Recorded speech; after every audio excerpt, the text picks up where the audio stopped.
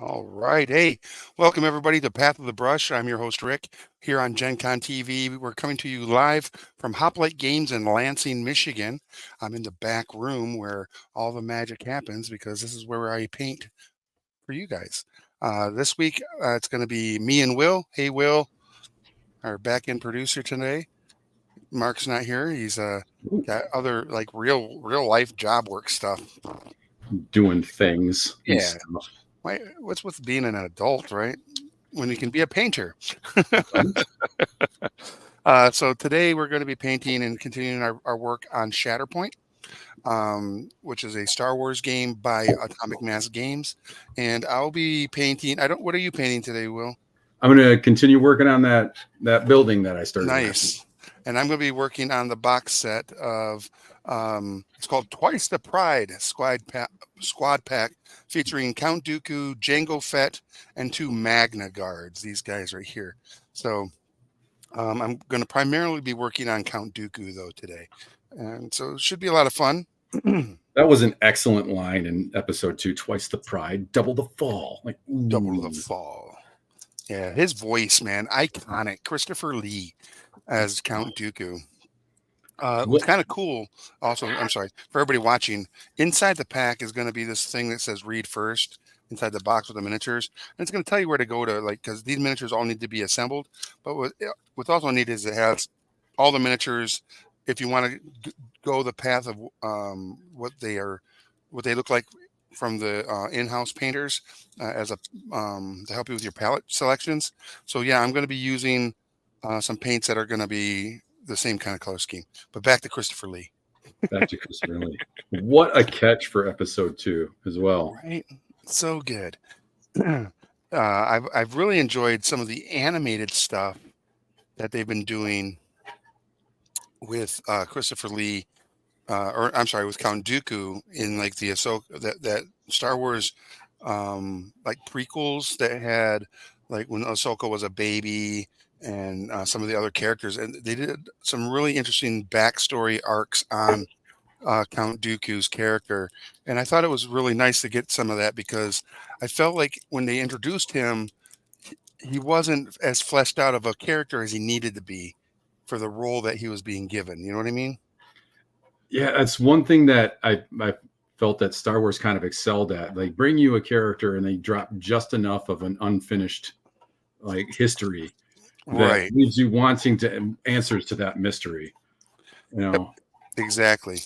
And so that was it was a nice little like um, piece to put him on there. Ooh, so I was gonna use um, Crusader skin for his facial tone. But I don't know if I want to use that one. I'm going to check out. These are from the Army Painter Speed Paint line, Crusader Skin and Peachy Flesh. So let's take a look at Peachy Flesh as well and see if that's the more preferred tone I want to go for him. I remember my dad was after watching The Empire Strikes Back. Hmm. He really wanted to know, like it just felt like there was a story between Boba Fett and Han Solo with the way that they interacted on Yeah. the screen. It felt like that was like we need to know more. Why is this? Hmm.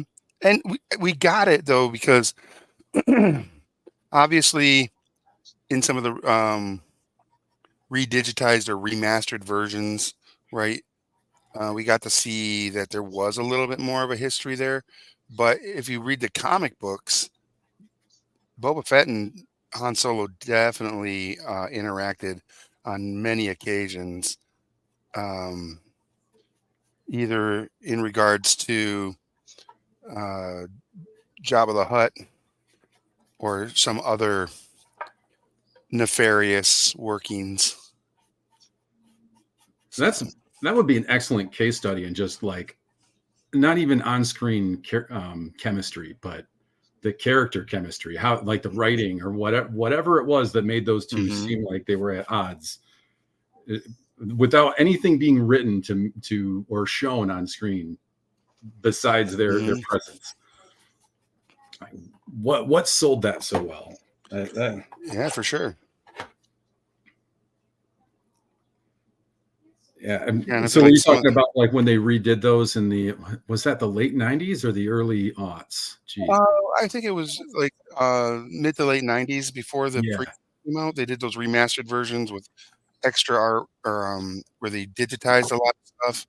Where like on Tatooine, they added a bunch more creatures in the um, Mos Eisley scene, right?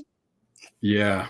Uh, so many little things. I got to see those in the theater on release day, which was Okay, like in those years, I have very few good memories. And by God, those are some of the best. Going to some of the see those best. as they hit the theaters, man. Yeah, I was and am such a Star Wars fan in that I know what I'm going to get when I watch a Star Wars movie, and I'm sure a lot of you watching know as well.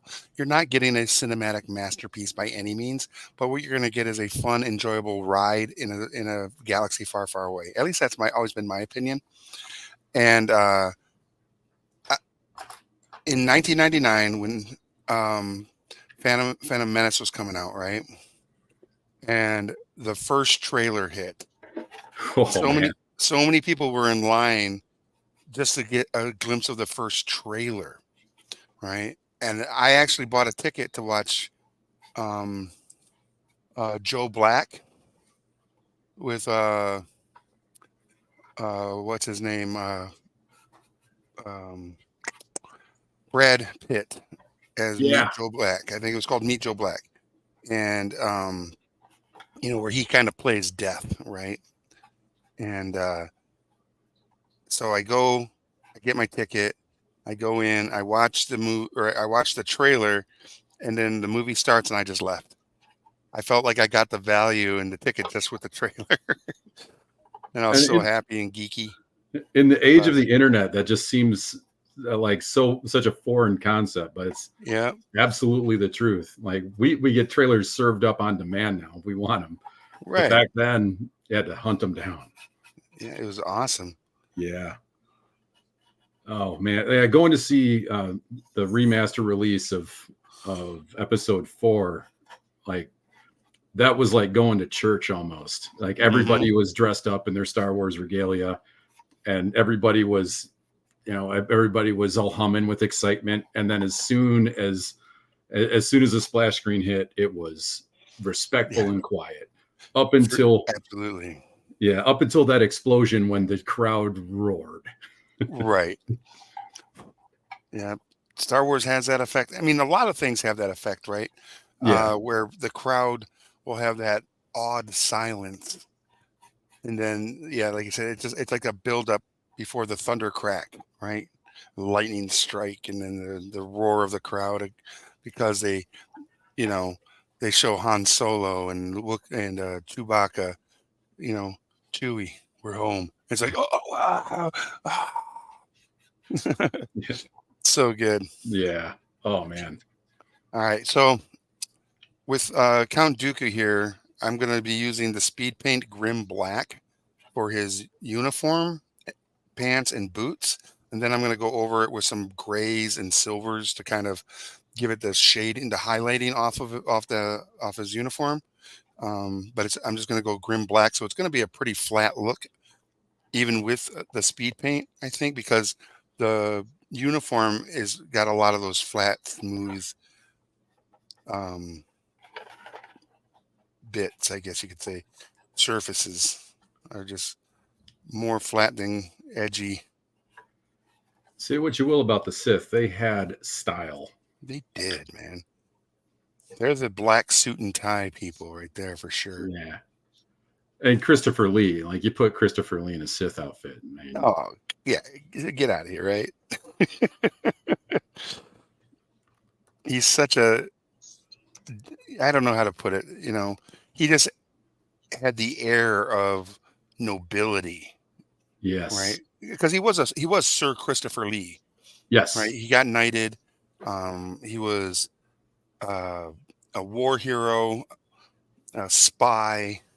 I think you had mentioned just before we came on, he had another interesting little tidbit in regards to his history, right?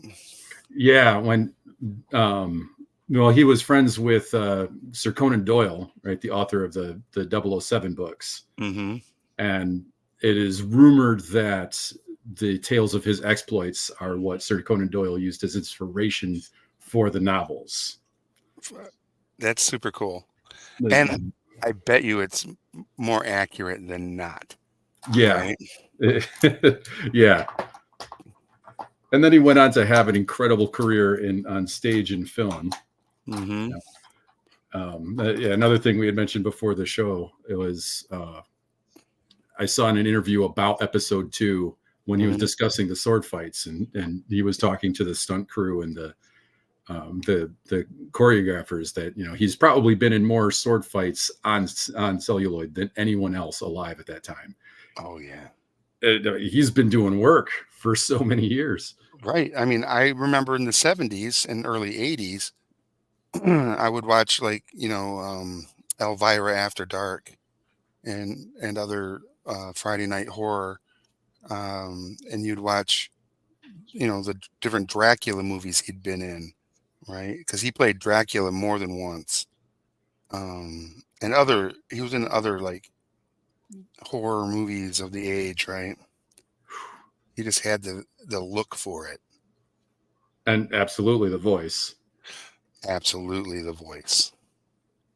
And it sucks Actually, because I can't do his voice. I wish I could like imitate his voice, but it's like Vincent Price. Him and Vincent Price did a lot of stuff together, and we're friends and companions in a lot of things. And Vincent Price is another voice that you can't mimic, right? yeah. And if you can, that's freaking awesome. But I wonder if they did a horror show together, because that would have been like up They for the era A-list Yeah, a I feel horror like they show. did. I feel like they did a couple because Vincent Price was also very much known for his time on film for doing horror movies. So, And Thriller. and Thriller, which is why I bought Thriller when it first came out. It was the first like album I ever bought with my own money, and it was literally just for that part when Vincent Price does the little monologue or narration piece. That's so good. It's so much to it. Yep. Yeah, I'm looking at Christopher Lee's IMDb page. He started in Okay. 1948. Wow, that's awesome. I was actually really sad when he died. Right. I was working in Baltimore and for Diamond Comic Distributors doing video stuff, video production. And when he passed away, I was like, wow, this is somebody that I didn't realize was going to have a little bit of an effect on me because he had such a lot of influence on me in regards to like the type of shows I had watched growing up. And I had forgotten like how many he had been in that I had watched. But the one thing is, a lot of the shows he had been in, he had these epic deaths, right?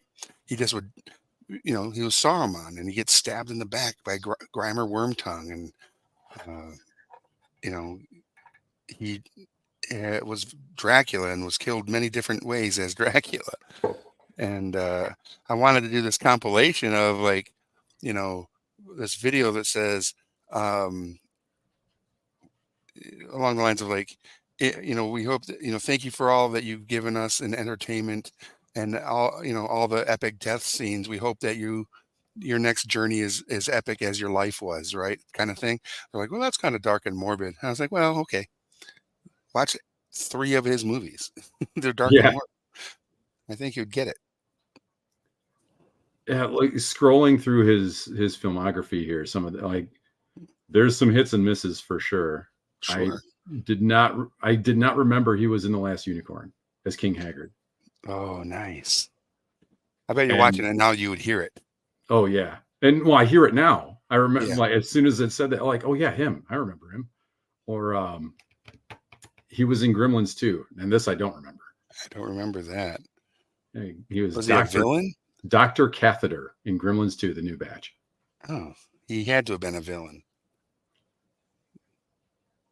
Like he's hunting. Yeah, I'd have to watch Gremlins too to find out what that is. What he's doing there. What else? He was in Police Academy Mission to Moscow. What? Commandant Oh, Rokov. okay. Yeah, some misses. Yeah, for sure. But those also sound like they would have been fun little joyrides, right? Oh my goodness. He was in a Discworld short as Death. And who's got a better voice for Death than him Yeah, boy. Christopher Lee doing the voice of Death. from Discworld? Yeah, that's awesome. Wow. Oh, yep. And he was in another Discworld one, The Weird Sisters, as Death. Okay. Yeah. No, perfect casting there. Yeah, for sure. Now, I know, AI technology for a lot of people is, a controversial topic, but this is one of those people that I wish that they would have just had him read every word out of the dictionary into AI so Yeah. that we Just could, cover all the syllable sounds. We'll be good. yep, so that we could have his voice forever to do stuff. But then, you're potentially taking work away from living actors and whatever, but I just his voice was just epic. And I mean, not just his voice, his acting skills and career were, in my opinion, pretty amazing as well. Yeah. I mean, with all the practice that he got, holy cow. He was Right. putting in hours. Absolutely. Now, they did do something like that with Gene Roddenberry's wife. I don't remember her name. Was it Dawn? I'm not sure. But she was the voice of the computer in the original Star Trek. Was she really? Yeah. So All they right. they had her pronounce all the syllable sounds, and now you can add her as a computer if you were to use like a smart home thing. Oh, that's crazy Yeah, and I have a awesome. huge Trekkie friend who was so excited when he was able to get that. All right, that makes sense.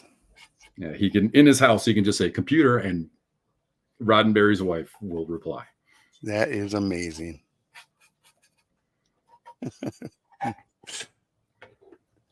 Yeah, I could see how that could be for anybody that is a Trekkie. That would be a super cool thing. All right.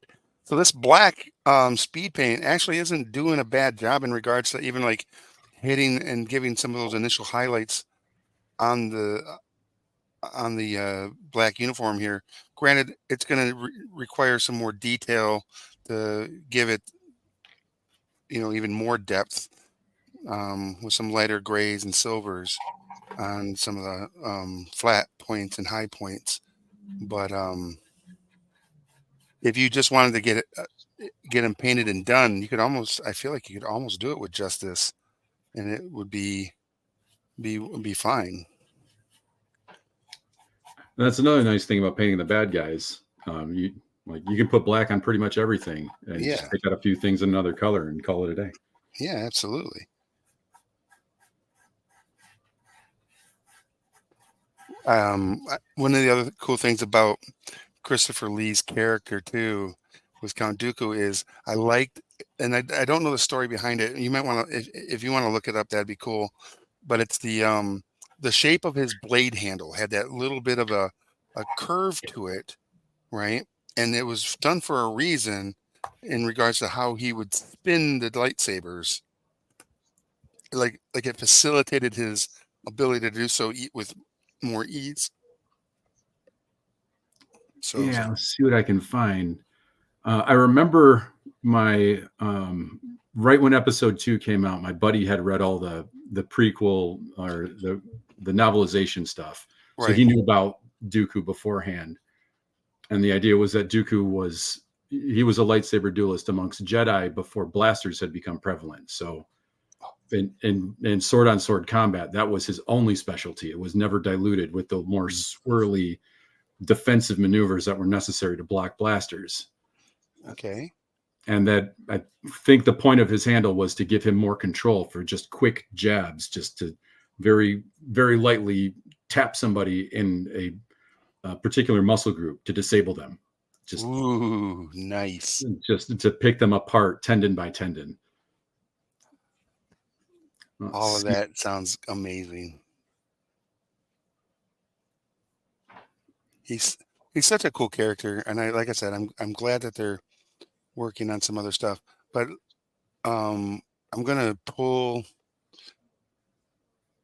um his cards here in just a second for the game, because I think what's more important is it's fun to talk about the character and the actor and everything, but what's more interesting is what this individual can do in the game, right? So again, this is for Shatterpoint, the miniature skirmish game by Atomic Mass Games. Um, just so everybody knows, they are not a sponsor of this episode, uh, but because I have a feeling that if they were, we would not actually be allowed to really talk about the character as his movie parts. So because they're not a sponsor, we'll just talk about whatever we want. You go a little ham. Yeah. All right. Um, so the other cool thing is this squad was one of the first ones that came out when Shatterpoint released. Okay. Um, and I want to say it released last year, July-ish. Oops. Because I bought my personal copy of it in July at the Comic-Con here in Lansing, because I just couldn't wait. I think it premiered at Adepticon last year. I remember seeing it Yep. there, like they were showing it off. Yep, I played it at the Adepticon booth last year in March. You had to get a ticket and then stand in line or have a time slot in which you Wow. were able to go do the demo. So I was able to get a demo in, and I thought it was a really cool concept as far as like the cards for order of action. And they have the Shatterpoint card, which allows you to, like, if I played Dooku, right, and I moved him into a combat scenario, like close combat scenario with another miniature, but he wasn't able to complete his job and eliminate that particular character. If I then drew his the Shatterpoint card as my next action move, then I could use him again, which is just ridiculous. Yeah. Because Shatterpoint card allows you to use any character that you have in your squad again. And I was like, whoa, my lord, this is too powerful. That's your wild draw 4 card right there. Yeah, right. The more practical reason behind that hilt, by the way, is it was designed to resemble the barong, which is a Filipino knife, and the stunt people, including Christopher Lee, could hold on to it easier. Okay, that puts a lot more sense into it. And it just looks cool. And it's just cool. Since we're thinking about cinematic sword fights, though, Yeah. do you have any top picks for cinematic sword fights? Some favorites? Yeah, so the duel between, again, I'm going to keep it in Star Wars for the first one, is the duel between Anakin and Obi-Wan. I think it's called Duel of the Fates. Yes. From Phantom Menace, or not Phantom Menace. Revenge of the Sith. Yes. And I think that's one of the greatest duels that's ever been put to celluloid in that regard, or just on digital film. However it was shot, I thought it was amazing. And then of course, I don't think anybody will argue with me that the fight between Indigo Montoya and Wesley in or Red Pirate Roberts in The Princess Bride is also one of the best sword fights ever. Absolutely. Yeah, that sword fight and the story behind the evolution of that sword fight is also really cool. Well, drop that knowledge bomb, Will. Let us hear it. The guy who did the choreography for it had been doing choreography forever. He was also an Olympic an Olympic fencer, so he was Okay. very talented. And they worked for months to get a really good sword fight together. and he was pushing the actors to their very limits, and they put it down. And when they got to the end of it, they're like, no, this is not good enough. It should be more extreme. Like after working for months, they got almost a third of what was the final product of what the guy actually wanted to do as kind of his magnum opus as far as Okay. choreographed sword fights. And he worked them to the bone. They were both of the actors were admitted that was the best shape they were ever in physically in their entire lives, and they've never been able to get back to that. They just worked so hard. Oh, But I bet. the results speak for themselves. The Yeah. sword fight it's just an accomplishment. It's an achievement. It's a joy to watch. It tells a story. Mhm. It's jovial but Yeah. serious. It's just so good. Yeah, it hits every mark that you really want in a sword fight like that. There was another movie that had Rob Roy. Did you ever watch that movie? I'm not familiar with it. So Rob Roy was a movie that had uh, the guy from Taken, Liam Neeson, Yes. is in it, and there's some good sword fights in that. Of course, the Three Musketeers with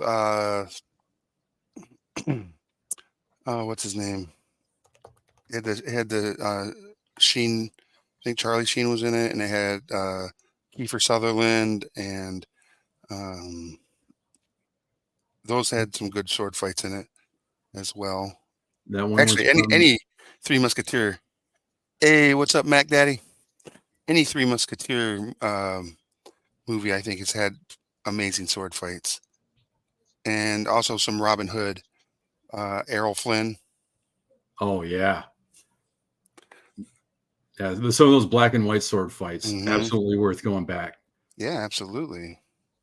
Yeah, so that one, that's the one that had Orlando Bloom as the Duke of Buckingham. No. So that's a different Three Musketeers. This Yeah, one's that's from that's a more that's 2011. yeah, that one's more modern. The one that I am talking about had Tim Curry Oh, as Cardinal Richelieu. 93. Yeah, that one Charlie was. Sheen, Kiefer Sutherland, Hmm. Tim Who Curry. Tim Yes. Curry. It had Rebecca De Mornay as well as Lady de Yeah. Winter, and then it had the guy who played Robin in the Batman and Robin movie. Chris O'Donnell? Chris O'Donnell. Yeah, Yeah, he he was wa- he D'Artagnan. yeah, D'Artagnan. Yeah, yep. I thought that a lot of sword fights in that one were really good. I think that's one of my wife's favorite movies. I know she loves the Three Musketeers. Nice. Very fond of them. And the Robin Hood with the Robin Hood Prince of Thieves Okay. had a couple good ones in there as Yeah. well. So there's so many good movies that have great, sword fights in them. I know it's hard to pick just 10. It It's hard to really, pick just yeah, 100. just pick 10, yeah. But and you could still keep going because I know that with the amount of movies that everybody has watched, there's probably some in there that I would not remember, even though they absolutely would stand out. If someone would go, "Well, what do you think about that one?" I'd be like, "Oh, yeah, that movie would have been That a belongs. great one." And it doesn't feel right to not put a Kurosawa samurai film in there. Right, that was where I was going to go next. Is you've got all these amazing samurai movies. Um, yeah, and Kurosawa's. I hope I'm saying that right. Yeah. Yeah, all of his are just amazing. Even shoot, The Last Samurai had some good sword fights in It it as did. well. So Yeah, it really did. Oh, I also makes me think of like the Jet Li movie, Fist of Legend, because he gets into fights and fools pull swords on him, and it's kind of a sword fight, and yeah, I would agree. that's some of the best shape and best choreography that Jet Li ever had. Man, if you like fight Mhm. scenes, that is your movie. That's a good one. Right. Heck yeah.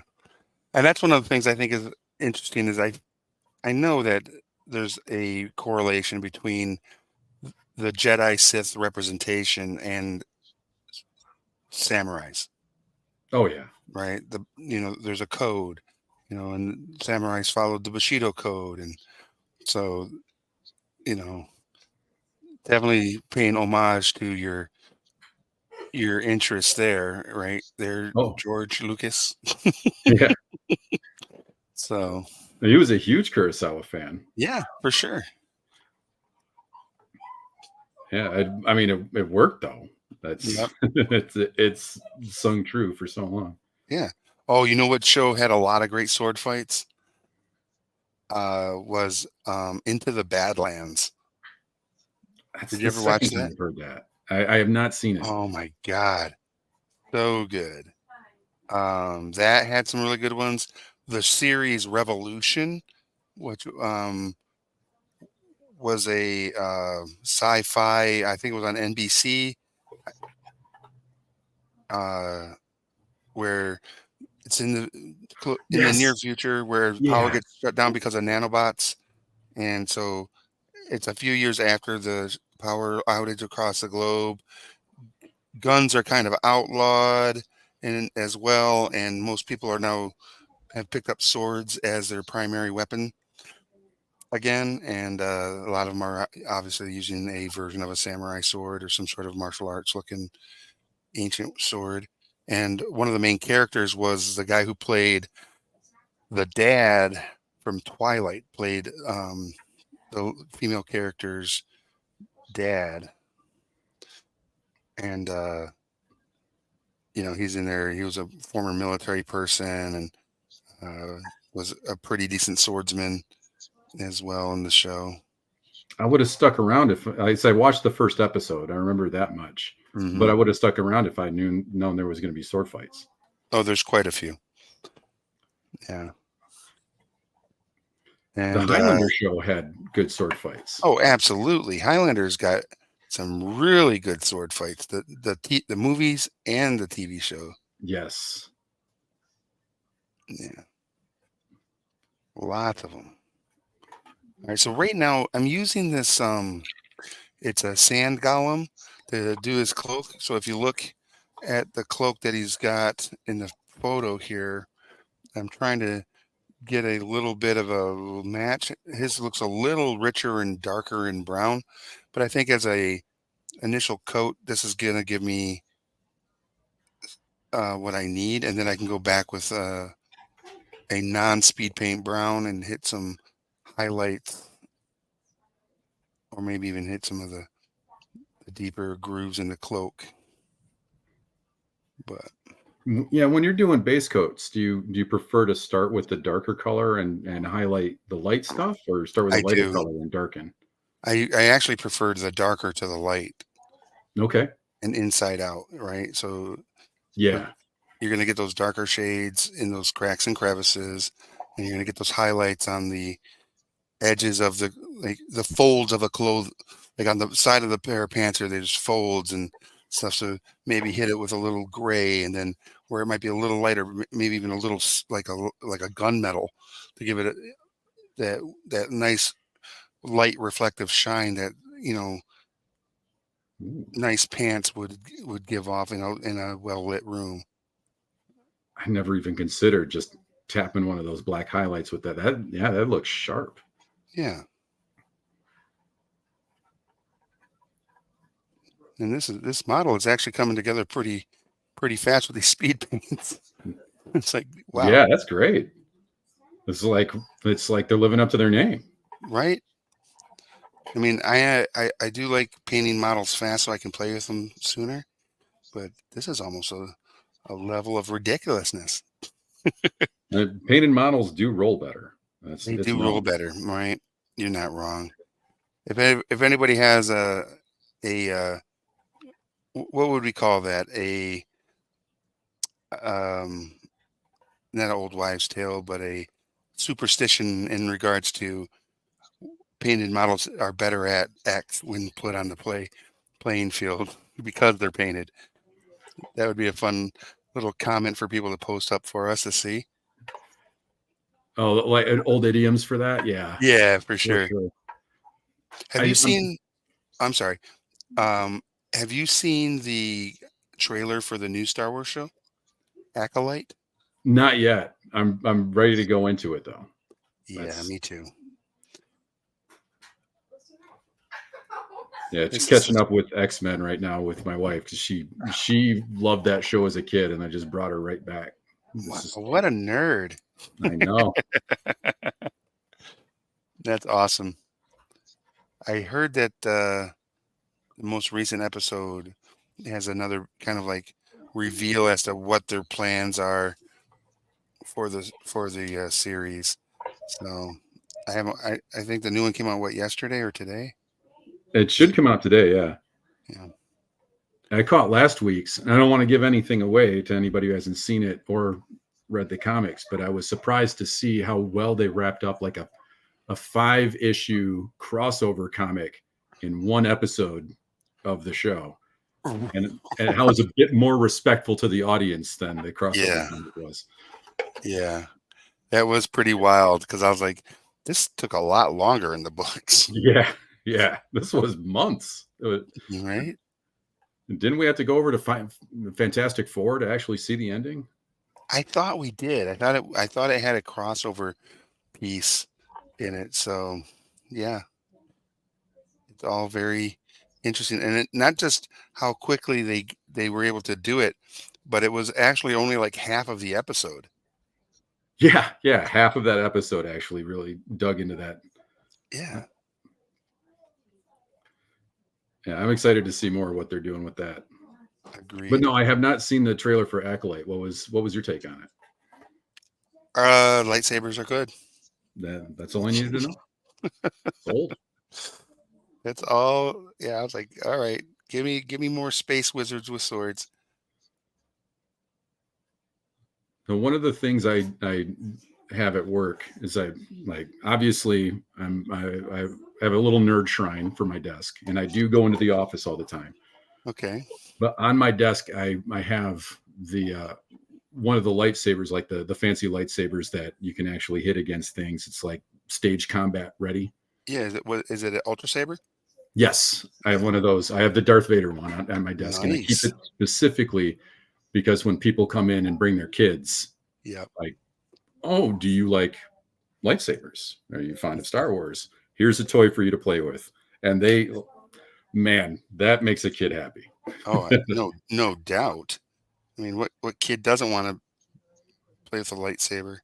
I had to rethink it as the last time that happened. The little girl, she was maybe 6. Mm-hmm. She just beat her dad like a used horse. Just Oh well. Okay. just smacking him with the lightsaber the You're whole like, time. sorry. But she Yeah. was in heaven. She thought that was Sure. great. Yeah, I'm not gonna let any kids play with the sword. I brought my Conan sword to the store today for the first time. Um, one of the reasons is there's a new board game, Conan board game, coming out by another company, and What? yeah, so I brought it in. I was like, all right, here we go. I got to get this in people's hands, and so Are we once again going to return to the time of high adventure? I would love that. But and yes, we are. Um, the but it's no, I'm just sitting here. I'm just thinking about more sword fights, and the another one that a lot of people don't realize is um, in animation there have been many great sword fights as well, and Indeed. so you got He-Man with this sword of power, right? Has had some sword fights, and you got Thundar, who, if you don't know, is our special guest today. Let me grab him real quick so he can say his bit. With his glorious sun sword. Well, I wish I don't have it, and he lost it apparently. But here he is, Look at ladies that and guy. gentlemen, Thundar the Barbarian. So he is. This is the 1980s action figure. I found it at Comic-Con last year One of the vendors had them, and with Thundar being one of my favorite IPs, I could not let it pass. But two of his favorite phrases were "demon dogs" as like exclamations, like and "lords of light." When he was like not not as a um, call to battle. They were more. It was like surprise. Oh, demon dogs or lords of light when something like really threw him off. And I've been watching Game of Thrones recently. Great battles in there too, sword fights. Yes. One of my favorites is between Brienne of Tarth and Arya Stark when they're doing that training evolution, and uh, the Lord of Light, right, is one of the fictional deities, I guess you could say, or in that series. And every time that someone says the Lord of Light, I'm just like, oh, Thundar. Takes you right back. Yep.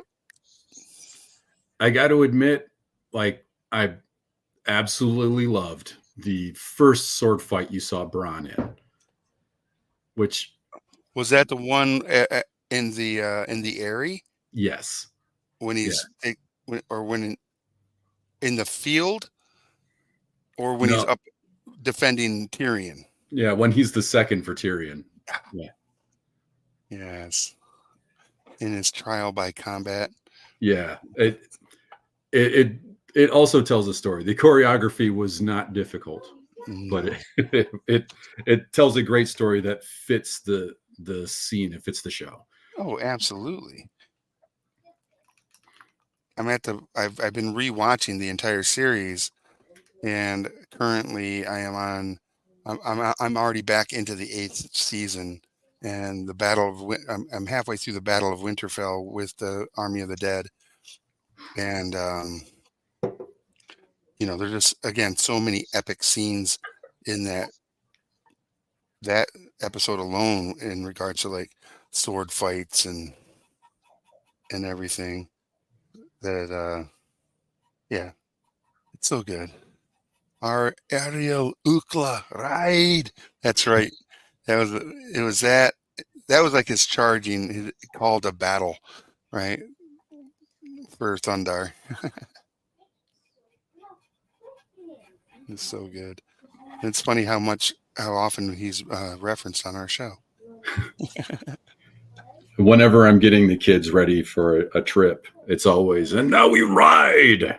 And hopefully Yes. that gets them in the car. Yeah, it gets him in the mood for the adventure ahead. Yeah. For glory. I got to start adding glory in there. Ooh, yes. I think my battle cry, it's kind of funny, is um, one of our friends that also helps me out here at the store and stuff. His name's Brian. He recently told me that his son woke up in the middle of his sleep and he shouted out, just for some reason, he shouted out shredded cheese. And then went right back to sleep. So now it's like, is that a new battle cry? Can I use shredded cheese as a new like a call to arms? Because if so, that's also a really good one. Yeah. I would say top shelf, but you might keep it in the crisper too. Right. Got to be careful. Yeah. Keep it in the crisper. A So long many time good ago, ones. I worked on a comic with like I had a whole bunch of kids help me write a comic about a stop sign. When you say a long time ago, was it during the time before time? Or the Yeah, it was at the very beginning of COVID, mm, and that when the kids were writing that, there was, I added some battle scenes in it. There was a okay. stop sign fighting an army of gingerbread men, and I tried to get all the kids to get rallying cries or battle cries or whatever, and the battle cry that was chosen was people. Nice. And to find out like years later that the kids still use that as their battle cry when they're playing together is kind of bring a little bit of magic. That is pretty cool. Kids are the best when it Yeah. comes to like when you can really tap into their imagination, which is one of the things I love about our hobby, the Yes. painting of miniatures and stuff is you know, I've had kids come up to the store on a Thursday and painting miniatures because that's paint night, right? And when they get a miniature out of the miniature box, right? So I have this big box of like loose miniatures that have been donated from different companies for different paint and takes, and these are some leftovers. So I encourage the community to come in. They get to pick a miniature out, and when a kid grabs one and then they start painting it, in my head, I have a color scheme I would use, right? And that color scheme is mainly like this: browns and blacks and silvers and golds, right? Very much aligned to what that character might have looked like or is represented on the box art or whatever. But when these kids get together and they start painting and they come up with their own imagined idea of what this BattleTech mech should look like, then you get a BattleTech mech that's purple with pink lilies on it, right? Or uh, a wizard dog whose fur is all like, again, like an orange or a purple or whatever, and then all their other stuff is like this forest greens. But in the end, they look amazing. It's just like they see the magic and the potential in the miniature, where we see, well, that's not screen accurate, you know, or whatever, right? And it's such an impressive little bit of the hobby. And if I feel like these are the kids, obviously, that are going to be the next generation of hobbyists and everything, and they're going to bring so much fun creativity to the space. Oh And yeah. you know, it's just a blast because I could only imagine if I had a bunch of Dooku's and I said, "Here, everybody, we're painting a Jedi tonight." The How many different colored lightsabers would we get with this miniature? I don't think any two miniatures would look alike. No, it would be Uh, awesome to look at all of them. yeah. And my youngest son, for a while, he was helping me paint some miniatures until he got a little bit bored with it. It is a longer task for a 5-year-old. Sure, for sure. Um, Mac Daddy, you're killing it in the chat, by the way. yeah, Thank you. thank you, brother. He Anybody who's played 40K is probably familiar with the Space Marine Terminators, and Yeah. I was painting them up as Dark Angels, so they had to be like a dark green with glowing orange eyes and white highlights in certain areas. And he Right. painted a guy mostly black, covered in these bright green splotches and an orange all over his power fist. And that was because he was covered in alien guts and he had a lava fist. And I mean, what are you going to do about that? How can you stop a guy with a lava fist? Right. And that just sounds amazing. Right.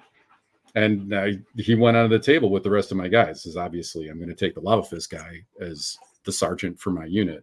And nobody wanted to kill that guy because he's got a lava fist. He's covered in guts. Right. What are you going to do? We'll leave that unit alone. We'll go that way. Right. Absolutely. That's amazing. All right. So I'm putting some gunmetal gray on like the chain across his chest here where his cloak attaches. And then on his lightsaber handle, because it kind of shows in the artwork here that it is kind of a grayish silver. So I'm going to base it with gunmetal gray, and then I'll go back and I'll hit some highlight pieces on it with the shiny silver. So it has a little bit of depth and pop to it. And I think that'll look pretty cool. Yeah, you're landing on those colors real quick. It's doing good work. Yeah. Thank you. Yeah, his lightsaber is so freaking crazy cool. Oh, yeah. And if I remember right, Asajj Ventress, which was one of his like apprentices, Yeah. also had the curved lightsabers as well. She did in the cartoon, yeah. Yeah. I don't think she's showed up in anything, in any live action stuff yet. You did just show up in something. Bad Batch. Bad Batch, yeah. I just saw that episode last night. Yeah. I was like, what? Who is this? Oh my god. It is Asajj Ventress, and she is a bad A. I was wondering because it's the same voice. So yeah. That's crazy. It's weird to think in that era you've got all these people that are still alive that stood up to Anakin in fights. So that Right. and you've got you got Ahsoka and she learned from him. So Mm-hmm. there's some power level out there that is yet unexplored. Right. So good. But Bad Batch is like, isn't that taking place in the timeline around the same timeline as like Rebels? Right? It should be right around that era. Yeah. Is that immediately after the Yeah. episode 3? Yeah. I Pretty feel like it much. is. Yeah. So you're gonna get some early eyes on some of the villains that show up in the wait, no. Didn't didn't he fight Asajj in the Clone Wars? That's where Anakin fought Asajj. Yeah. Yeah. While he was still a Jedi, she was kind of, I think she was meant to lure him to the dark side too. I Yeah, remember that's what I right. thought. Yeah. It looks like I'm gonna have to maybe do a rewatch. Oh Oh no. no. Exactly. Oh no, not a I rewatch. got some fun to have. How dare I?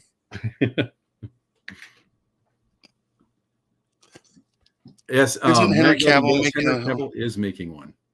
rumor has it? Yeah, it's should be on Amazon. We Yep. don't know much else. Yep.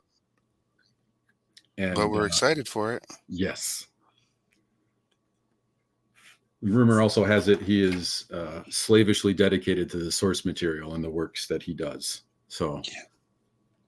which is fun with when you consider 40K, like that setting, like kind of the purpose of the setting is to explain an unreliable narrator. Mm-hmm. There's also another interesting rumor about Henry Cavill in MCU that he might be making a appearance as a alternate universe Wolverine in Deadpool. Whoa. Mm-hmm. Again, just speculative rumor, but if it is the case, I'm on board for that Yeah. because there's also another actor who they think might be appearing as another alternate universe Wolverine as well, who was speculated to be the potential for Wolverine in the MCU, and that's Daniel Radcliffe.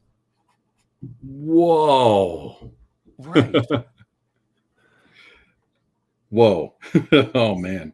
Yeah, which would be pretty freaking awesome because I don't know if you knew this about Daniel Radcliffe is that boy jacked. Like he is freaking jacked. I did not know that. Yep. I mean, you can expect that somebody's going to have to do that to get in that role. Like that's a But requirement. he was doing it long before the role. Okay. There's that show that he was doing, that comedy show where they did like 3 different anthologies.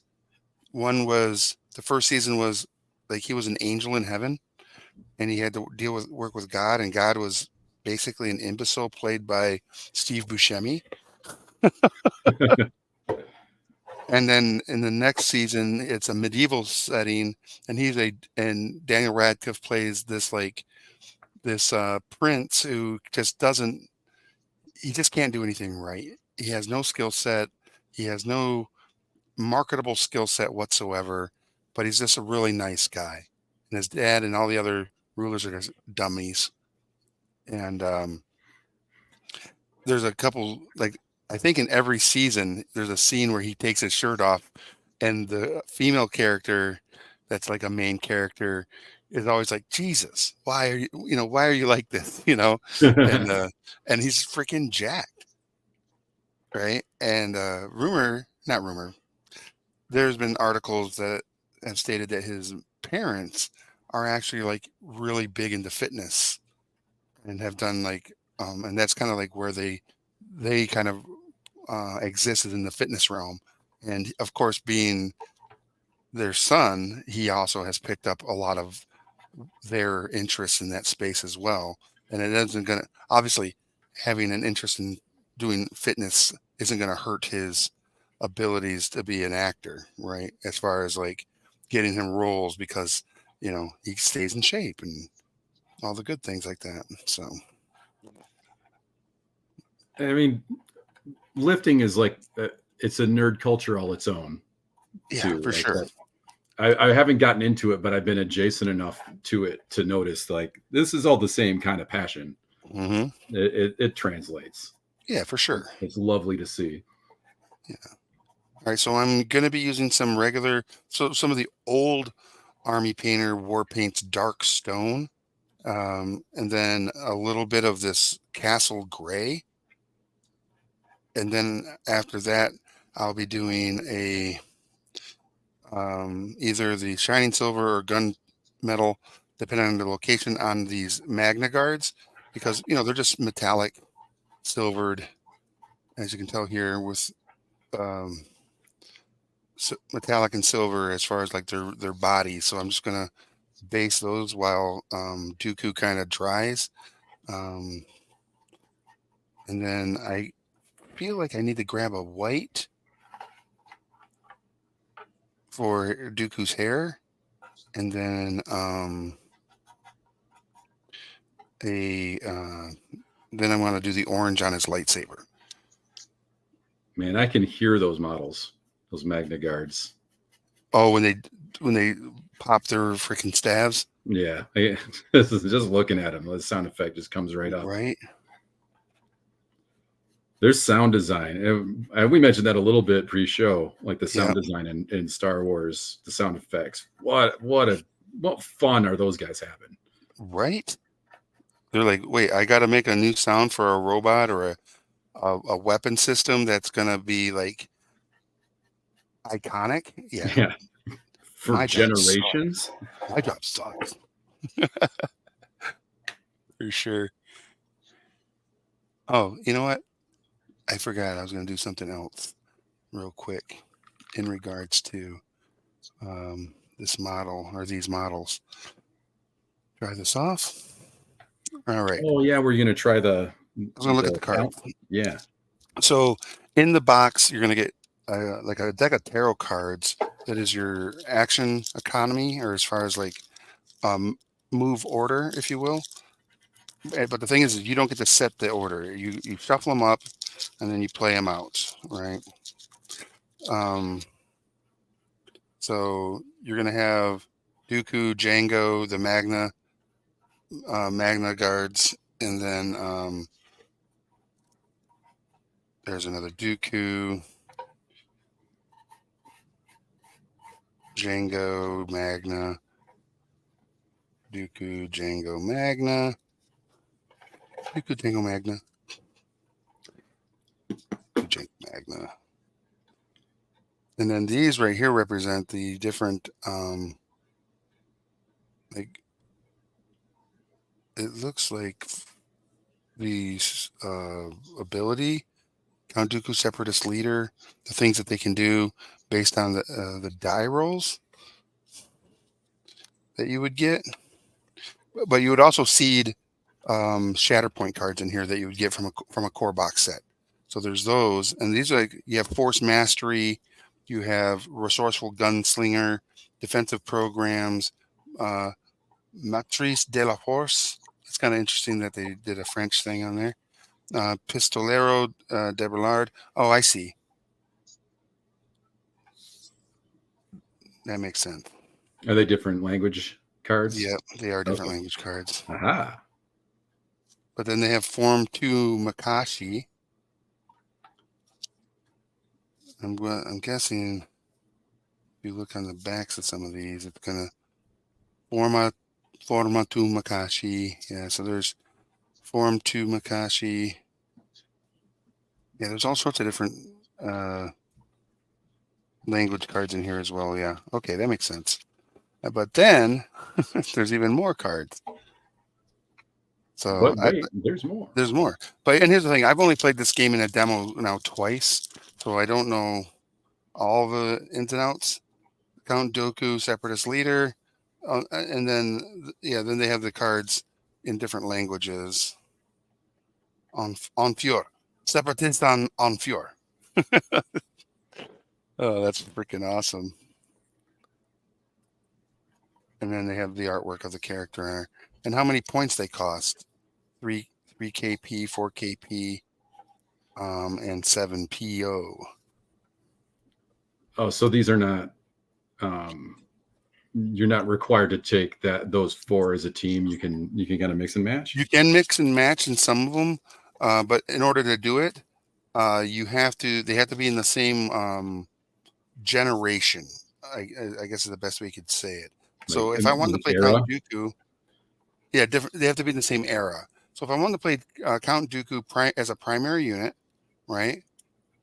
But I didn't want Jango Fett as my secondary unit, or these guys as a supporting unit, the Manga Guards or Magna Guards. I could pick another a secondary unit and a supporting unit, or 2 supporting units maybe. But they have to be in the same era. And I'm trying to think where that is. I think it's during the Separatist Alliance. Yeah, so these are Separatist Alliance, Separatist Alliance, Separatist Alliance. So they have to be in the same. They'd also have to be Separatist Alliance cards. I think that's how that works. Obviously, if you want to get the full details on it, you can always go watch a video or a playthrough video or whatever. But I'm pretty sure that's how it works, because a lot of stuff that is going on in the game has stuff from Clone Wars, Rebels, and into the original trilogy, right? Because we now have Ewoks with Ichiwawa, and there's one of the box sets. That one intrigued me. Yeah, it's got Leia. I mean, yeah. so you got somebody who's going to be kicking every butt, right? All right. So one of the things I wanted to do and show everybody is, so I have the new Warpaint Fanatic paint line, and I'm going to use the Lava Orange, Warpaint's Lava Orange, for the lightsaber. But I also wanted to show you the original Army Painter's Mythical Orange, right? What it looks like when I'm going to put it on the white board here, and then put the Fanatic on there. You can kind of see how those 2 different paints now are, how they look when they get applied, and the vibrancy of one over the other. So I'm just going to put a little dollop in this of the Mythical Orange, and then a little dollop. Let me solo that camera so we can get a better look. A little dollop of the new orange, Lava Orange. All right. And then on the paper here, I'm going to use a little bit of a bigger brush, because I made big dollops for this purpose. All right. So the Mythical Orange from the original Army Painter War Paints.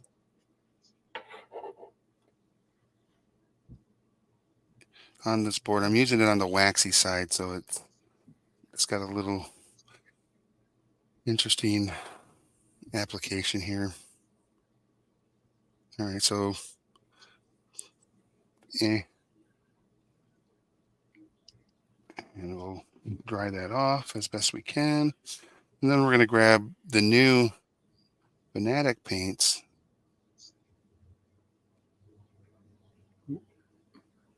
Are you kidding me? Yeah, that's pretty freaking awesome, right? So, wow. Yeah. So if you're wanting to really get into painting using the Army Painter paints, look at that. That looks so good. So that coverage is really nice. The orange is very vibrant. So is that the same amount of water on your brush for both of those? There's more water on the second. Really? Than there was on the first. Yep. Which is crazy. So, all right. So we're going to put orange on the lightsaber. Here we go. And what's weird is I don't remember his lightsaber being orange. I thought it was red. It was, yeah. But on the box art, it's red, but in this here, it's kind of got an orangish look. So I'm just going to do it orange, and maybe I'll do a little red on it too. But I really do like this orange better. Oh, and if it turns out that you don't like it, it's just paint. It's just paint. That's a wonderful thing about it is, yep, that looks neat. But if it needs to be red, I will put red over the orange, and you would never even know. So super cool. The I'm really lightsaber impressed with models. that. Oh yeah, those lightsaber models would be a fun OSL experiment if you hadn't done that Mhm. before. It would. The only problem with OSL, I think, with this particular model is the lightsaber is really far away and pointing away from the body. It's not like up close and like that guard stance or down Y- low in front to do like a good colors transfer or light transfer onto the body or of the model. So that's the only thing I kind of would see as a problem with the way this particular stance is. I mean, you might be able to put a little bit on the back cape, corner of that back cape. It could be a less is more kind of Hmm. experiment with that particular model. Yeah. But there are others that obviously, like these Magna Guards, the way that they're holding, like this one's holding the Magna staff or the Electro staff here. You could get some on the hand and arm a little bit, and then the way this is done here, this the under part of the arm and maybe this part of the body might have a little bit of that glow that comes off of it. This one right here. Um, I did the model a little different than it was in the construction because I did not like having this part of the Magna staff beyond behind the cape or inside the cape area. So I just adjusted it a little bit to put it so it's behind the cape. So this right here as a glow on the back end of the cape would look Ooh, really good. yeah. Oh man, when we're done here, I'm gonna have to watch like the first 45 minutes of episode 3. Just Right? that was really like that part of that film is just well honed craft. Like Agreed. I mean, again, it also has one of the best dueling sword scenes with the oh, Duel of the Fates fight. and that was and the fight scene with Anakin and Dooku. Yeah, We're watching a cut down version of the entire fight. Like there's some yeah. videos of the extended choreography. And it's intense. It's some good stuff. Hmm. Well, the fight scene in Attack of the Clones between them, where Anakin and Obi-Wan get handled by a Dooku, right? And then was it Yoda shows up and it's like Yeah, takes care of it.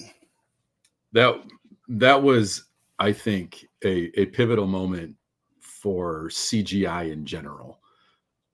Like Oh, absolutely. they had to sell Yoda to the entire audience because Hmm. as soon as he showed up and pulled out the saber, I got chills. And Oh yeah, if it turned into like it looked like a guy was swatting at a pile of green pie flying around, it just yeah, wouldn't. Yeah, that they would have lost us. But no, for sure. it landed. Yeah, sure did. It's so good. It's funny is on Twitch when you're on Twitch, right? There's on the where the chat line or the chat blocks for Twitch are, and on the bottom you get these little channel points, right? So because I have the Twitch channel open, so I can read the comments and such, the channel points continually get racked up over time, and I have like 18,000 channel points for Gen Con TV, which is hilarious. Um, but for those of you watching, if you aren't already and have not yet done so, hit that heart and that bell so that you can favorite the channel, and also get notifications. So when not just myself with Path of the Brush come on with Will and Mark and everybody, but also all the other amazing content creators that this channel has, because there are some great content creators from Peter Atkinson, from Rem Alternus, the brothers Murph. Um, you've also got Dress to Quest, Blood on the Clock Tower, Table Takes with the Gen Con like news staff, where they come together and they talk about all the stuff going on in the industry and new games and everything coming out on like Kickstarter and stuff. Then you have game night and then Sarah's Table, which are all amazing content. And if you are also able to and so inclined, give a sub. You know, sub the channel. If you haven't already used your Amazon Prime sub, you can do that. It doesn't add anything to your Amazon Prime cost. It's just something that as a Amazon Prime member, you get one and you can use it for any one channel.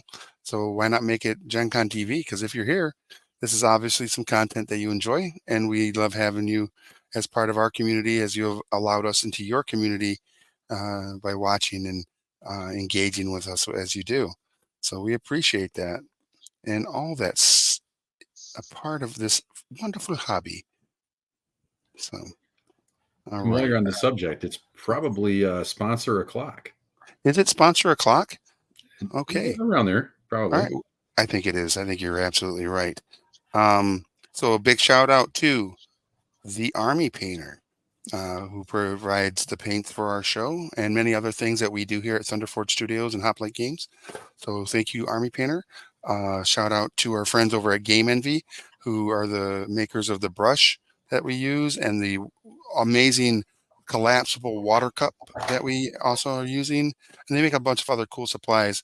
One of them is called the Hobby Holder, which is like a handle and a holder. I could probably use them with these, but the bases are way larger than the toppers. And but I could probably use them. I'll probably pull one out for next episode, um, so that you guys can see the hobby handle.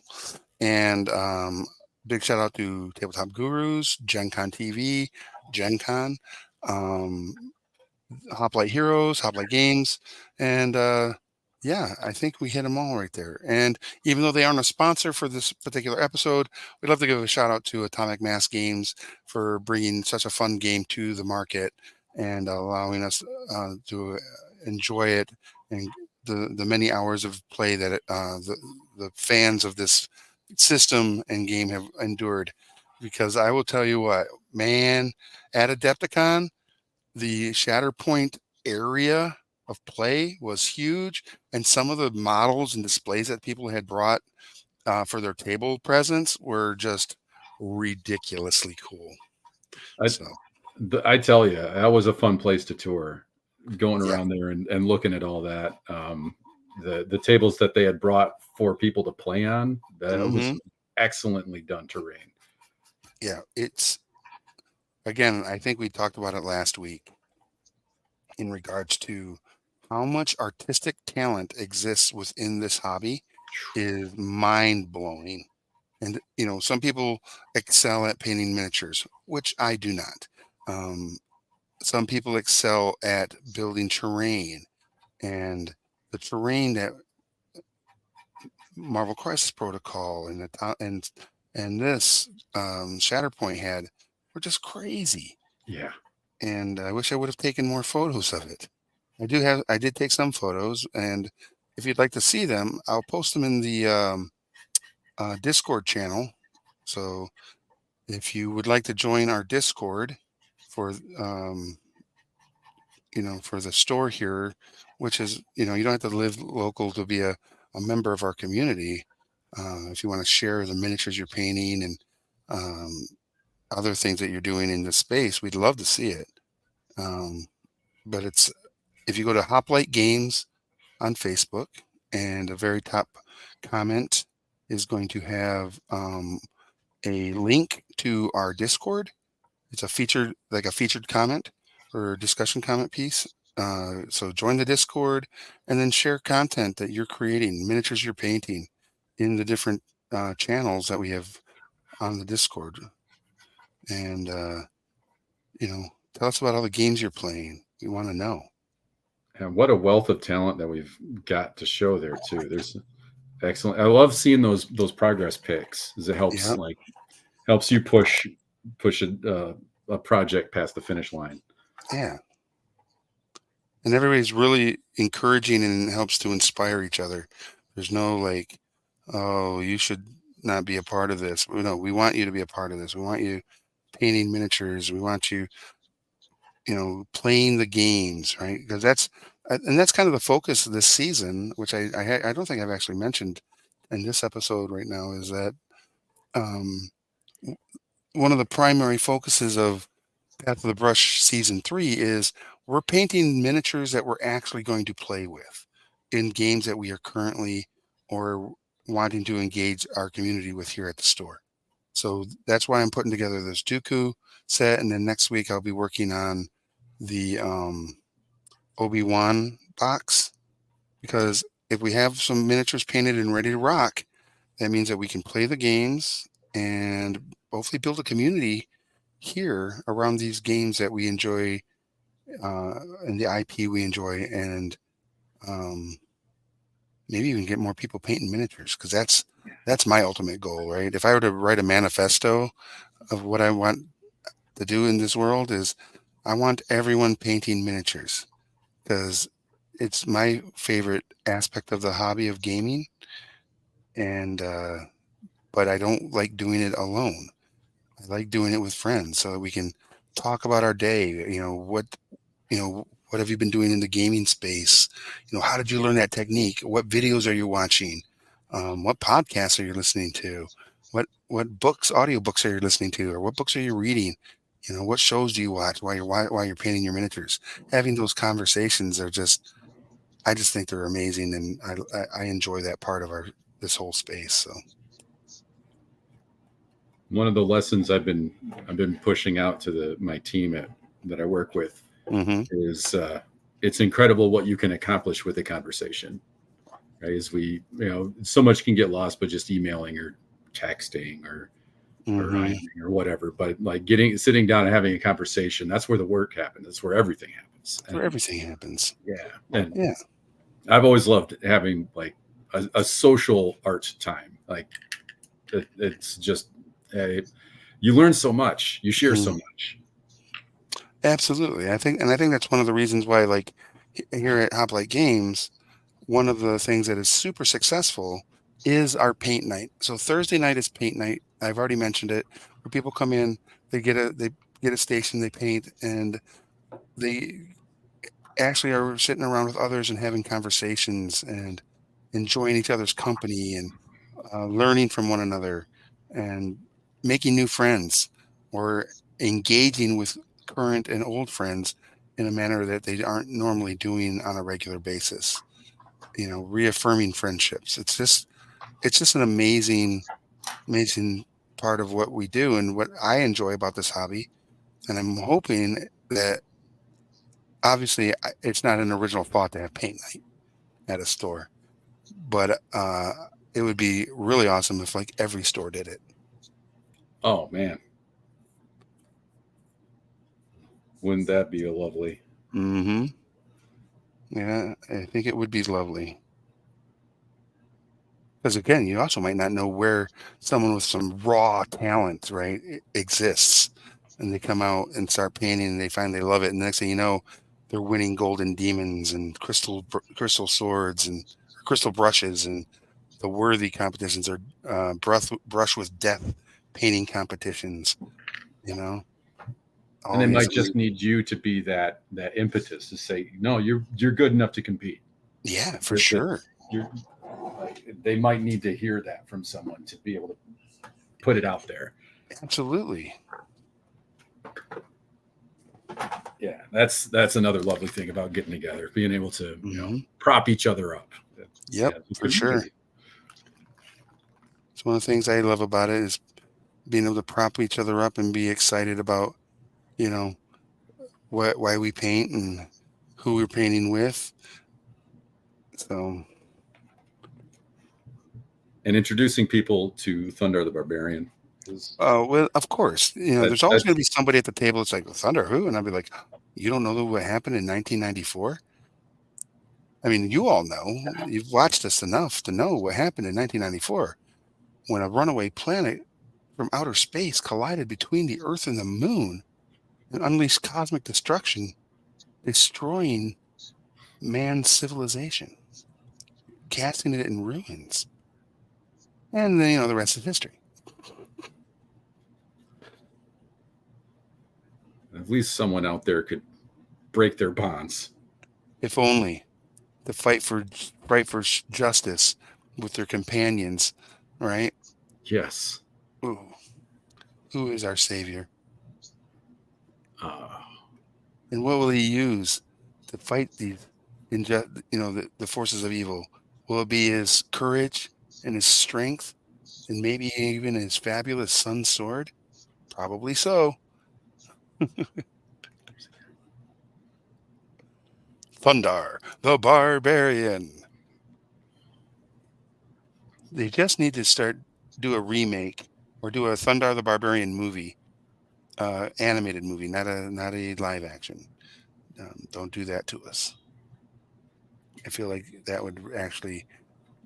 I mean, I would watch it and be a fan, but I feel like we'd miss out on so many opportunities that animation can give us nowadays.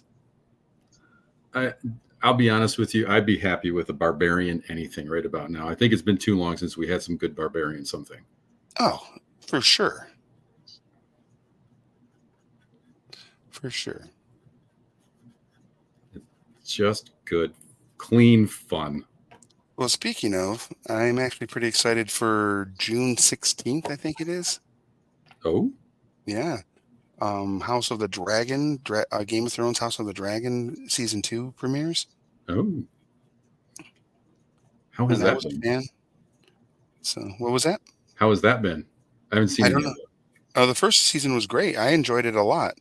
Um, again, because I don't poop on my fandom, so I'm not gonna again, it's not a cinematic anything cinematically amazing, and the writing isn't the best, but God, is it an entertaining ride? And so, on that note, I love it, and it's dragons. So, I mean, yeah. Can we have a dragon show? yeah, June 16th.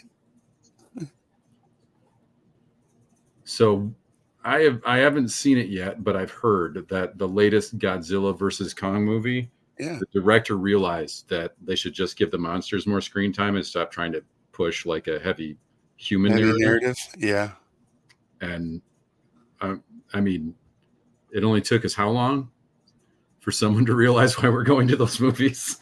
right. We're here for the big monsters. Yeah. And yeah, it's neat and weird to see the singing ladies in the oyster. Right. That'll keep me intrigued for a little while, but Sure. I've always thought that would be the best grand prize for some kind of raffle for a group of like preteen children. Let them dress up as a kaiju and break a balsa wood city. That would be freaking awesome. That'd be just like, they that's the best kid lottery I can think of. Heck yeah, man. I mean, grown up lottery too, probably. Right. I would be like super happy if I could dress up in a kaiju costume and smash a city. I know. Like, I would be delighted to build that balsa wood city laboriously, knowing what the end result was going to be. I can't wait for this work of beauty to get smashed to pieces by Right. some delighted child in a latex rubber suit. Right. That would Yeah. be great. I wondered you'd have to get the sound effects for like Godzilla to hit that go, beep, and then the kids could just start knocking over like all the big towering cityscapes. There's some clips out there of the behind the scenes stuff with Toho, where they Mhm. have one of the actors in the suit, and it's this little stick of a Japanese woman. She maybe weighs 100 pounds soaking wet. Oh no. but Okay. she gets completely into character and she's making her own noises. So like you watch this tiny little woman get into the suit and then just start to pose and go, "Rawr." It's amazing. Yes. That is amazing. That is freaking awesome is what that is.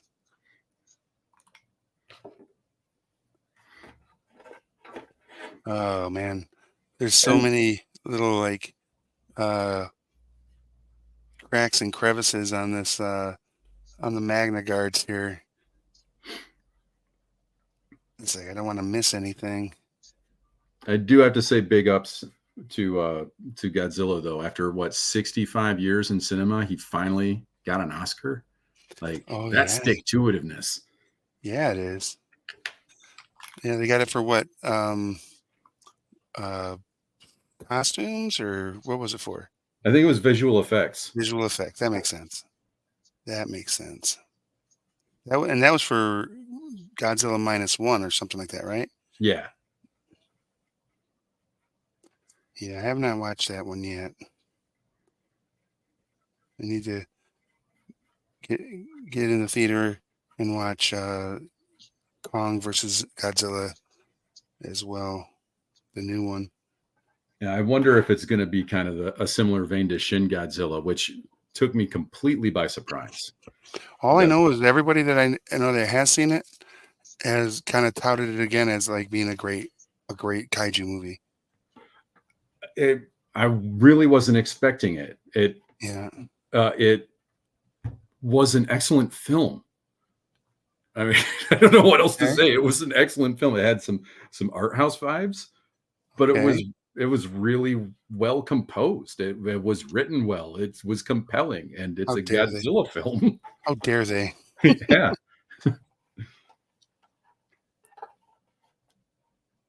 yeah. The cinematography in particular struck me that they could compose a shot. All right. Especially considering a lot of those shots are again digital, Yeah,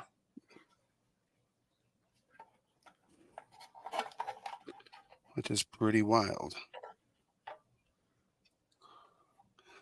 watching Huh. that evolution has been fun too. How the digital and the cartoon directors have been learning how to put those shots together. And Oh yeah. Oh, you know what is interesting? Again, if we go back to the beginning of the episode and we were talking about sword fights, yes, another great animated show that has amazing sword fights is Blue Eyed Samurai. oh my, oh yes, Yeah, that was so good. laced with excellent aikido. Yeah, it was so good. And I'm looking forward to season 2. Yeah, So, had some interesting echoes to Shogun as well. Kind of like it, yep. reminiscent of some plot points from hmm the book. Now that's another one that is also kind of interesting is there really hasn't been any great on the new Shogun series, though an amazing series. There hasn't been a standout sword fight yet. That's what always struck me about the show when I saw it as a kid, because I was expecting like it's a samurai movie. hmm Where's the sword fights? And then Right. even in the book, like it's a samurai book, where's the sword? But it's a political drama. It's I don't want like to get anybody expecting like Right. And that's great, exactly what it is. Yeah. you know, and two samurai facing off, the cherry blossom petals falling, right, Right. with the sun setting in the background, Mount Fuji. No, it's you'll get none of that, but None. you will get some shady characters doing shady things. Shady things for sure. But yeah, like I said, I've really enjoyed that show recently as well. The whole Shogun remake. Is the whole show out yet? Nope. Nope. That's one I No. might have to wait for and binge. It's just I know I'm going to No. love it. No. It's you got to watch it. Watch Okay. this because I think that's one of the things that we as a society I think it's one of the things that we shouldn't have ever changed, right? Oh, the slow release, the episodic.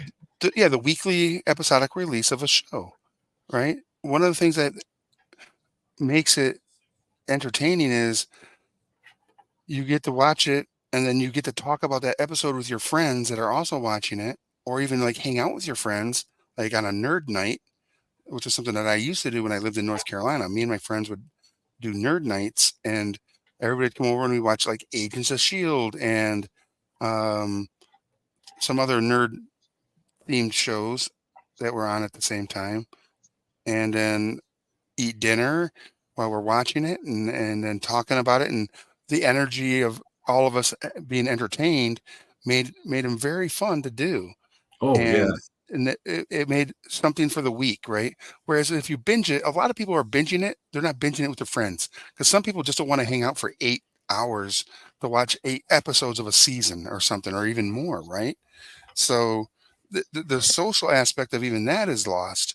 Whereas I think having that weekly episode, uh, and if you can again foster a community of friendship around it, makes it even that much more fun. I have a lot of fond memories of stuff like that. We did that with Battlestar Galactica. Hmm. A very close friend of mine that I lost track of for like almost 20 years. Like really good friends in high school. She just kind of disappeared. Turned out she ended up in Narcotics Anonymous because she just made a long series of bad choices. And then like I Hmm. found her right when she's like coming out of there. I'm like, well, you need a friend who's not doing crack. So That makes sense. yeah, Okay. you want to come hang out with some people who are not doing crack for a little while? But that turned Nice. into like we would hang out every week, and she introduced us to Farscape, my wife and I, and it was Hmm. I fell in love with that.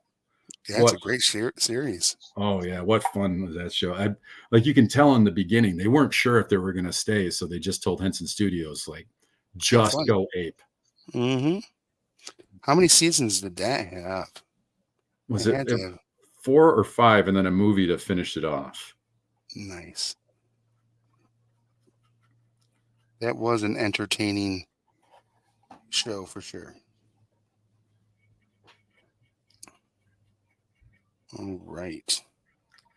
Yeah, that shows a lot of fun moments that you carry. If you watch that with friends, there's those things that you just carry on with you forever. Yeah, for sure. All right. The this cape is giving me a little bit of a hassle here. It's showing way too much yellow in this brown.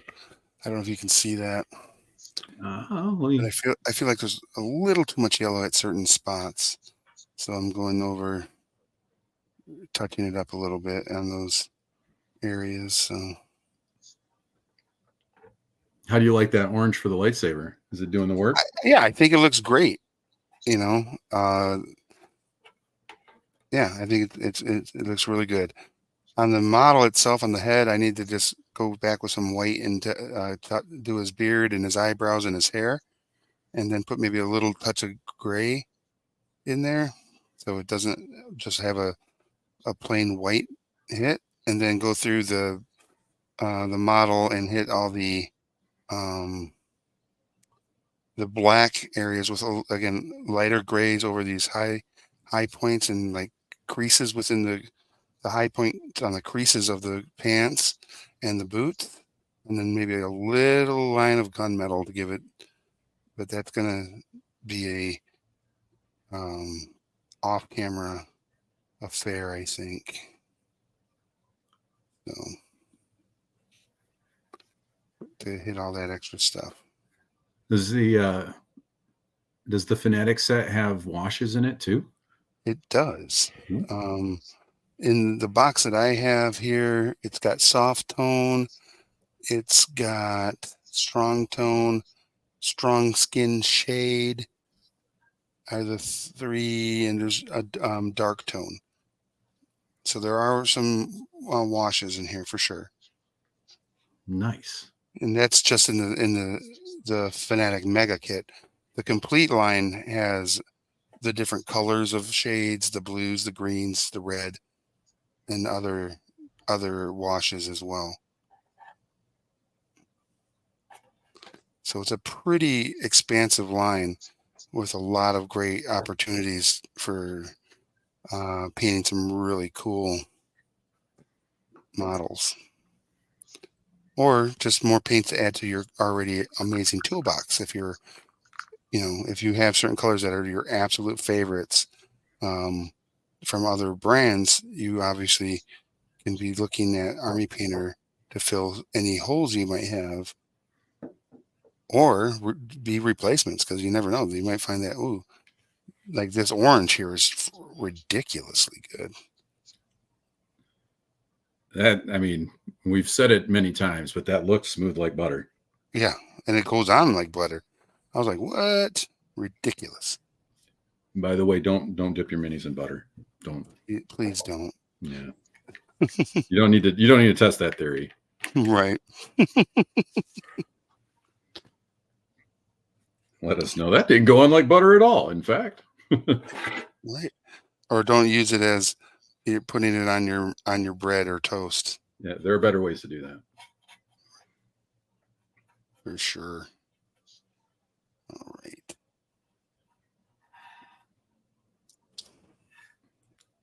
Over my many years of doing computer repair, as I do IT stuff, Right. I swear there have been a couple times when someone was using their laptop to like spread peanut butter on sandwiches or something. There's no other explanation for what that keyboard turned into. None that you would want to actually like think about, at least. Right, for sure. I mean, when I first painted with the silver from this, I got that like really smooth, buttery feel. I was just like, I rinsed off the brush. I looked around, and I was like, gave it a, I'm just trying to sharpen the edge. Yeah, is anybody looking? Yep. No, doesn't taste like butter.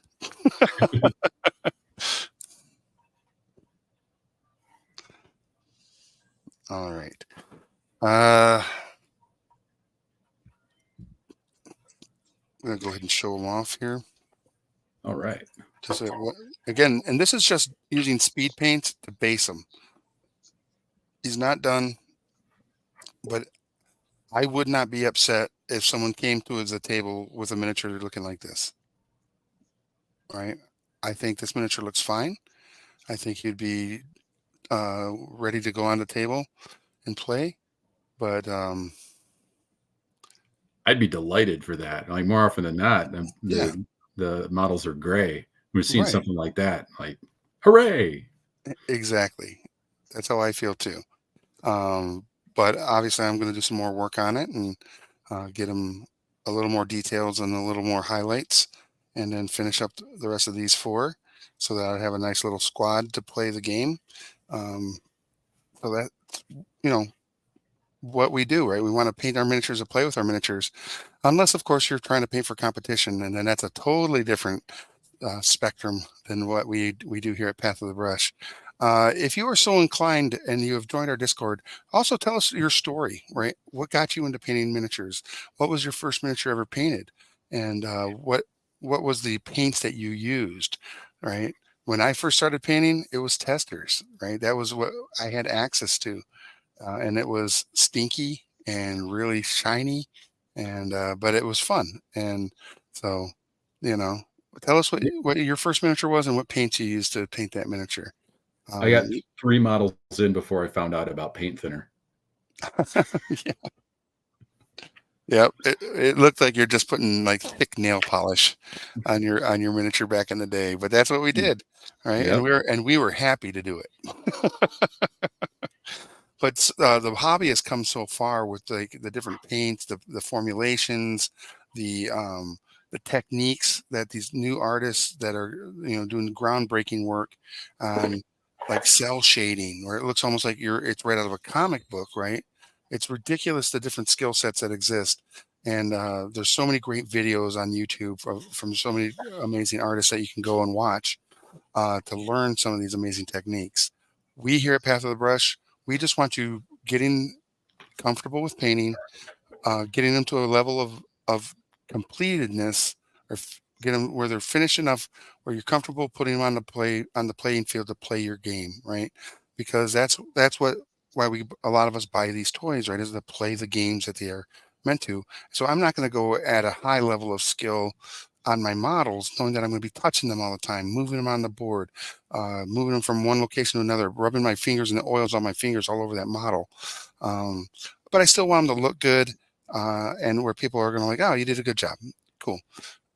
So if for me is like, if it looks good at 3 feet away, I'm really happy. And I feel like this Dooku, after small little adjustments, again, I have to clean up his hair and his eyebrows and his beard, and then and do the base. And I feel like he would be playable right now. And then the Magna Guards are going to have that same thing.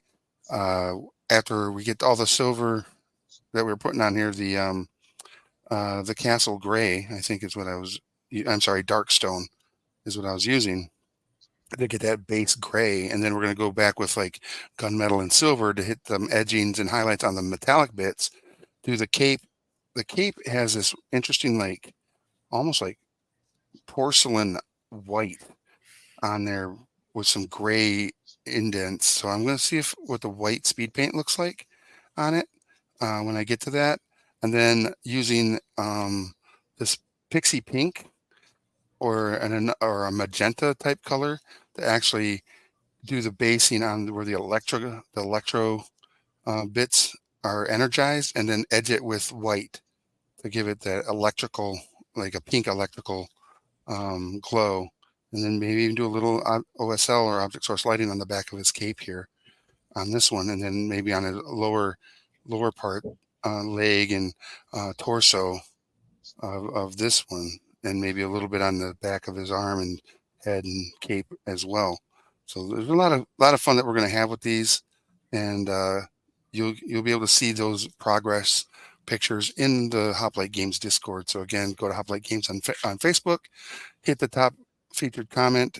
It'll be a push to take you to the Discord. Join up, share your miniatures, and see what we're doing post show over there. It is about that time. So again, big shout out, Will. Thank you so much for being here today and helping out in the background and taking care of business. And thank you everybody that's watched and been in chat, especially to Mac Daddy, who kept it rolling, and all of our sponsors, Army Painter, Tabletop Gurus, Hoplite Games, Gen Con TV, and all the other creators here on Gen Con TV for just making amazing content for the community.